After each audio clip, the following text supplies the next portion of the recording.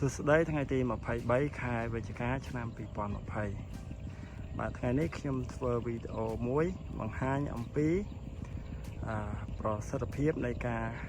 បាញ់ថ្នាំឃុំក្រស្មៅនៅក្នុងស្រែបាទដែលយើងធ្វើ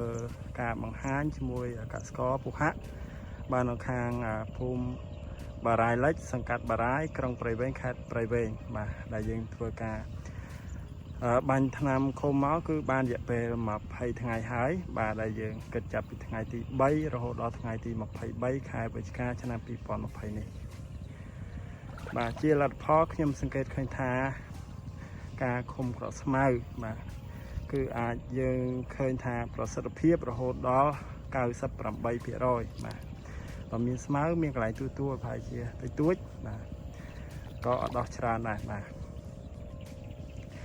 ដែលយើងធ្វើការបាញ់ថ្នាំឃុំក្រស្មៅដោយប្រើ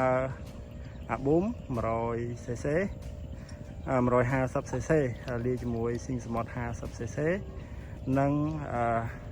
សាមរ៉ៃ 20cc បាទយើងលាយជាមួយទឹក20លីត្រហើយយើងធ្វើការបាញ់នៅក្នុងស្រែក្រោយពេលព្រោះបានរយៈពេល3ថ្ងៃស្រូវពូជ 5451 បាទឥឡូវយើងតាមដានបន្តនៅក្នុងស្រែទាំងអស់គ្នាបាទដែលស្រែនេះពីមុនមកគឺវាធ្លាប់មានបញ្ហាពពុះកក់ហើយនឹងស្មៅផ្ទុយឆ្កែផ្ទុយក្ងោកកើតឡើងបាទ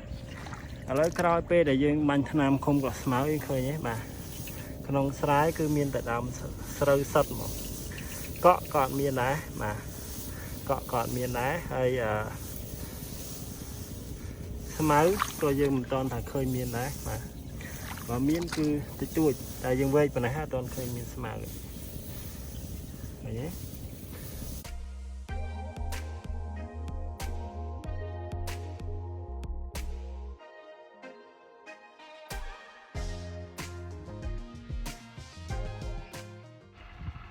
សួស្តីថ្ងៃទី3ខែវិច្ឆិកាឆ្នាំ2020ថ្ងៃនេះខ្ញុំធ្វើស្រែបង្ហាញមួយកន្លែងនៅខាងឃុំបារាយលិចក្រុងព្រៃវែងខេត្តព្រៃវែងបាទជាមួយកសិករឈ្មោះហាក់បាទដែលគាត់ធ្វើស្រែទំហំ40អាលើស្រូវពូជ5451បាទដែលក្នុងផ្ទៃដី40អាហ្នឹងគាត់ធ្វើការព្រោះរហូតដល់150គីឡូបាទ150គីឡូក្រាមក្នុងផ្ទៃដី40អាមានន័យថាពូជហ្នឹងគឺព្រោះច្រើនមែនទែនបាទចាំមើលថាតើពូជច្រើនអញ្ចឹងយើង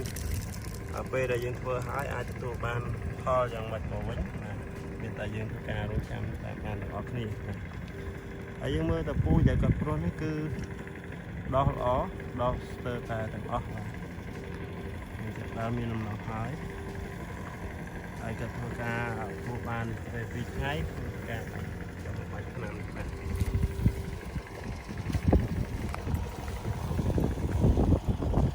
គេនេះបាញ់ឲ្យរៀងសពទៀតពុកទូពោះ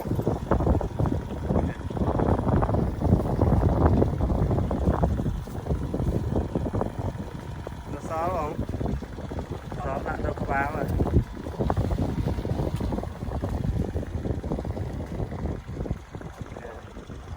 បើនិយាយពីការរៀបចំដីគឺបាទធ្វើការរៀបចំដីបានស្អាតហើយគាត់មានចង្អូរទឹកបាទចង្អូរទឹកដើម្បីរំដោះទឹកជួយហ្នឹងហើយមានធ្វើការពង្រៀបដីបានមាត់ប្រឡងល្អតែនេះធ្វើដីបានល្អបែបនេះគឺវាជាការដែលល្អប្រសើរមែនទែនក្នុងការដែលយើងធ្វើការបាញ់ថ្នាំស្មៅ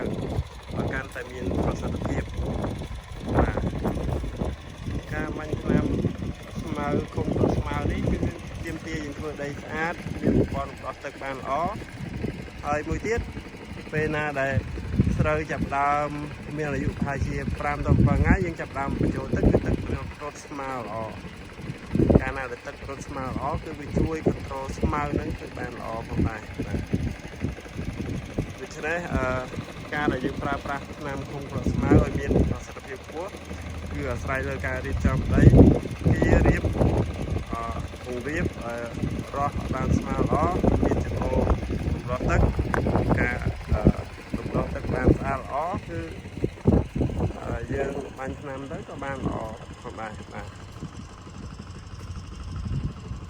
អូខេហើយថ្ងៃនេះដែរយើងធ្វើការបាញ់ថ្នាំដោយប្រើប្រាស់អាប៊ូម 150cc លាយជាមួយស៊ីងស្មត 50cc និងអ្នកជំនាញកម្ចាត់សត្វល្អិត 25cc បាទទីតាំងស្រែបង្ហាញគឺស្អាតល្អបាទចប់ផ្លូវ